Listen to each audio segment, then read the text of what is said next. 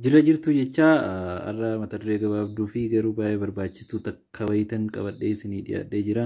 Isheenis maanni BMI yookaan immoo Body Mass Index kan jettudha. BMI yookaan Body Mass Index jechuun ulfaatinni kiyya hojjaa kiyyaaf sirriidhaayi moo sirrii muti kan jedhu akkamitti akkasin bartan sinitti muufan dhufe. Isas akkamitti barraa BMI kana herreeggachuudhaaf BMI formulaa ittiin herreeggatan qaba. Innis maalidha? Ulfaatina jala hojjaa meetiraan iskeerii goonee raawwanneet ulfaatina keenya hojjaa keenya iskeerii isaatiif reet argannaa jechuudha. Yuunitii isaa kiloogiraam per meetira iskeeriidha. Wantichi normaal reenjii qaba. Tarii warra hin beekneef normaal reenjii isaa BMI kun 18.5 ni hanga 24.9 kiloogiraam per meetira iskeeriidha.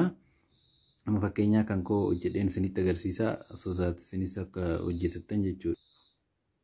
Fakkeenya kan koo yoon isinitti agarsiise ulfaatinni koo 72 kgdha. Dheerinni koo seentimeetira 181 or 1.81 seentimeetiriidha.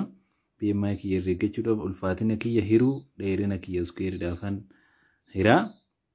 Sun yoo hiramu 72 1.8 iskeeriidha. Gaafa hiramu 21.9 kiloogiraam per meetira iskeeriidha jechuudha.